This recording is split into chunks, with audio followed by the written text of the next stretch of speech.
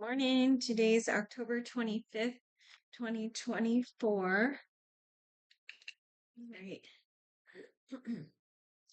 We have commentary. Rise of opposition. This confrontation is but the first of many which will take place between Jesus and the religious leaders of his day. By indicating that he has the divine authority to forgive sins, Jesus naturally arouses immediate reaction from the scribes and Pharisees. Since they correctly believe that only God can forgive sins, they reject the possibility that Jesus himself is divine and conclude instead that he is guilty of blasphemy. In addition to the written law given through Moses, the Pharisees accept as equally binding the oral traditions of the rabbis, which traditions have evolved into a highly ritualistic set of religious observances. So when Jesus and his disciples violate some of these traditional rules, the Pharisees are highly offended. Through two parables, Jesus tells them that their system of legalistic observances simply will not substitute for the true righteousness which God has always demanded. John alone records what is apparently a brief trip to Jerusalem, where Jesus attends a feast of the Jews. Although the exact feast is not indicated, there is strong evidence that it is the Passover of AD 28. Some believe it was Pentecost or the Feast of Tabernacles. While in Jerusalem, Jesus is once again criticized, this time for healing a man on the Sabbath, the day on which no work is to be done. If there was ever a perfect example of the fallacies of legalism, surely this is it. The incident also raises some fundamental questions. What is at stake, the law itself or only interpretations of the law? Under what circumstances, if any, may the letter of the law be disregarded in favor of high concerns consistent with the spirit of the law? Does Jesus consider the law given through Moses to be binding upon his disciples? These very legitimate questions are clearly on the minds of the religious establishment. Despite growing opposition,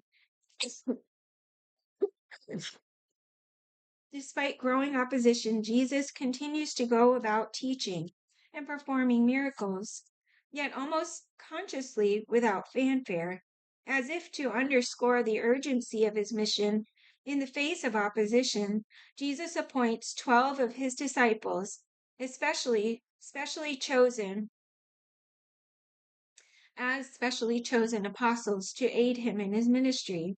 With their added support, Jesus continues to attract even greater crowds from among the common people. Okay, we're in Matthew 9:9, Mark 2:13 and 14, and Luke 5:27, 28, and we'll just continue through the reading. It's following along through all of these, along with John 5, verse 1. All right, and okay. Once again, Jesus went out beside the lake. A large crowd came to him, and he began to teach them. As he walked along, he saw Levi, son of Alphaeus, sitting at the tax collector's booth. "Follow me," Jesus told him, and Levi got up and followed him.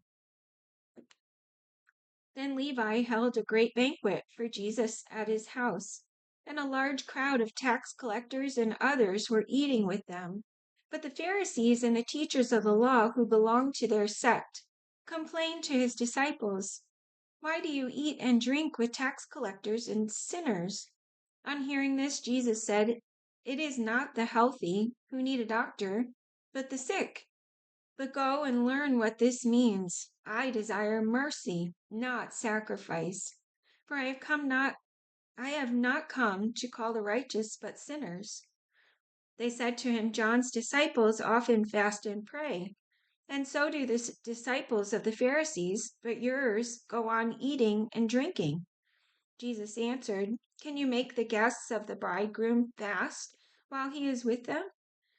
But the time will come when the bridegroom will be taken from them. In those days they will fast. He told them this parable. No one tears a patch from a new garment and sews it on an old one. If he does, he will have torn the new garment, and the patch from the new will not match the old. And no one pours new wine into old wineskins. If he does, the new wine will burst the skins. The wine will run out, and the wineskins will be ruined. No, new wine must be poured into new wineskins. And no one, after drinking old wine, wants the new, for he says the old is better.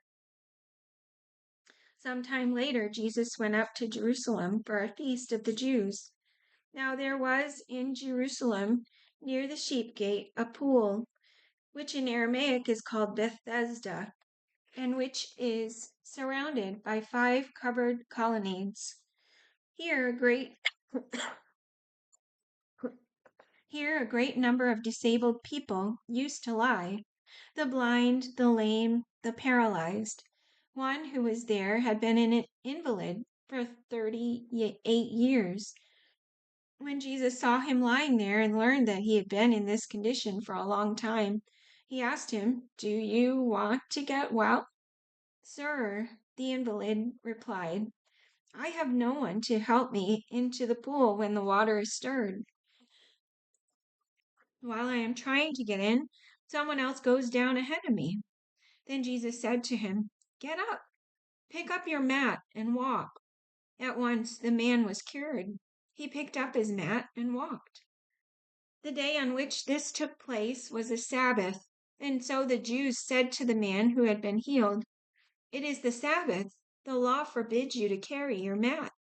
But he replied, "The man who made me well said to me, 'Pick up your mat and walk.'" So they asked him, "Who is this fellow who told you to pick it up and walk?" The man who was healed had no idea who it was, for Jesus had slipped away into the crowd that was there. Later, Jesus found him at the temple and said to him, "See, you are well again. Stop sinning, and something worse may happen to you." The man went away and told the Jews that it was Jesus who had made him well. So because Jesus was doing these things on the Sabbath, the Jews persecuted him. Jesus said to them, "My Father is always at work to this very day, and I too am working." For this reason, the Jews tried all the harder to kill him. Not only was he breaking the Sabbath, but he was even calling God his own Father, making himself equal with God. Jesus gave them this answer: "I tell you the truth. The Son can do nothing by himself.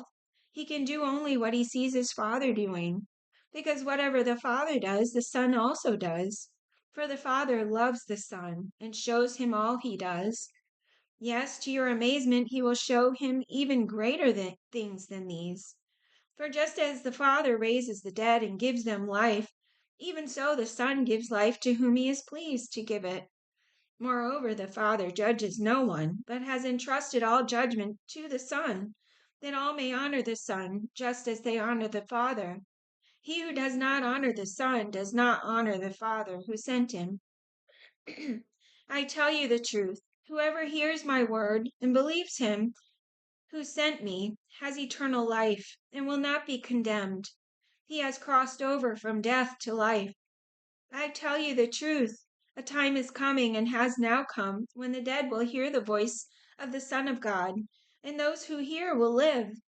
For as the Father has life in himself, so he has granted the Son to have life in himself, and he has given him authority to judge, because he is the Son of Man. Do not be amazed at this, for a time is coming when all who are in their graves will hear his voice and come out. Those who have done good will rise to live, and those who have done evil will rise to be condemned. By myself I can do nothing. I judge only as I hear, and my judgment is just, for I seek not to please myself, but him who sent me. If I testify about myself, my testimony is not valid. There is another who testifies in my favor, and I know that his testimony about me is valid. You have sent John, and he has testified to the truth. Now that I accept human testimony, not that I accept human testimony, but I mention it that you may be saved. John was a lamp that burned and gave light, and you chose for a time to enjoy his light. I have testimony weightier than that of John, for the very work that the Father has given me to finish, and which I am doing, testifies that the Father has sent me, and the Father who sent me has himself testified concerning me. You have never heard his voice, nor seen his form, nor does his word dwell in you, for you do not believe the one he sent. You diligently study the scriptures because you think that by them you possess eternal life.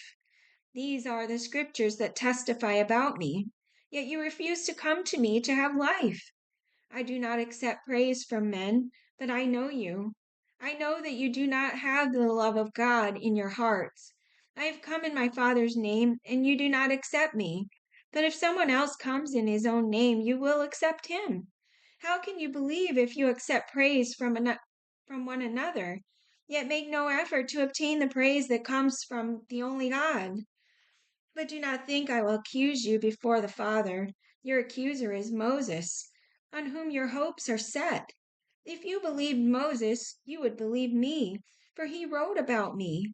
But since you do not believe what he wrote, how are you going to believe what I say? At that time, Jesus went through the grain fields on the Sabbath. His disciples were hungry and began to pick some heads of grain and eat them. When the Pharisees saw this, they said to him, "Look, your disciples are doing what is unlawful on the Sabbath." He answered, "Haven't you read what David did when he and his companions were hungry? He entered the house of God, and he and his companions ate the consecrated bread, which was not lawful for them to do, but only for the priests. Or haven't you read in the law that on the Sabbath the priests in the temple desecrate the day and yet are innocent? I tell you that one greater than the temple is here. If you had known what these words mean, I desire mercy, not sacrifice, you would not have condemned the innocent." Then he said to them, "The Sabbath was made for man, not man for the Sabbath. So the Son of Man is Lord even of the Sabbath." On another Sabbath, he went into the synagogue and was teaching, and a man was there whose right hand was shriveled. The Pharisees, the Pharisees and the teachers of the law were looking for a reason to accuse Jesus, so they watched him closely to see if he would heal on the Sabbath. Looking for a reason to accuse Jesus, they asked him, "Is it lawful to heal on the Sabbath?" He said to them, "If any of you has a sheep and it falls into a pit on the Sabbath, will you not take hold of it and lift it out? How much more valuable is a man than a sheep? Therefore it is lawful to do good on the Sabbath." Jesus said to the man with the shriveled hand, "Stand up in front of everyone." Then Jesus asked them, "Which is lawful on the Sabbath, to do good or to do evil, to save life or to kill?" But they remained silent. He looked around at them in anger, and deeply distressed at their stubborn hearts, he said to the man, "Stretch out your hand." He stretched it out, and his hand was completely restored. But they were furious and began to discuss with one another what they might do to Jesus. Then the Pharisees went out and began to plot with the Herodians how they might kill Jesus. Jesus withdrew with his disciples to the lake, and a large crowd from Galilee followed. Take a sip. All right. When they heard all he was doing, many people came to him from Judea, Jerusalem, Idumea, and the regions across the Jordan and around Tyre and Sidon. Because of the crowd, he told his disciples to have a small boat ready for him, to keep the people from crowding him. For he had healed many, so that those with diseases were pushing forward to touch him. Whenever the evil spirits saw him, they fell down before him and cried out, "You are the Son of God." but he gave them strict orders not to tell who he was. This was to fulfill what was spoken through the prophet Isaiah. Here is my servant whom I have chosen, the one I love, in whom I delight. I will put my spirit on him, and he will proclaim justice to the nations. He will not quarrel or cry out. No one will hear his voice in the streets. A bruised reed he will not break, and a smoldering wick he will not snuff out, till he leads justice to victory. In his name the nations will put their hope. One of those days, Jesus went out to a mountainside to pray and spent the night praying to God. When morning came, he called his disciples to him and chose 12 of them, whom he also designated apostles: Simon, whom he named Peter, his brother Andrew, James, John, Philip, Bartholomew, Matthew, Thomas, James, son of Alphaeus, Simon, who was called the Zealot, Judas, son of James, and Judas Iscariot, who became a traitor. He went down with them and stood on a level place. A large crowd of his disciples was there, and a great number of people from all over Judea, from Jerusalem, and from the coast of Tyre and Sidon, who had come to hear him and to be healed of their diseases. Those troubled by evil spirits were cured, and the people all tried to touch him, because power was coming from him and healing them all. All right, so that's it for today. All right, see you tomorrow. Have a great day.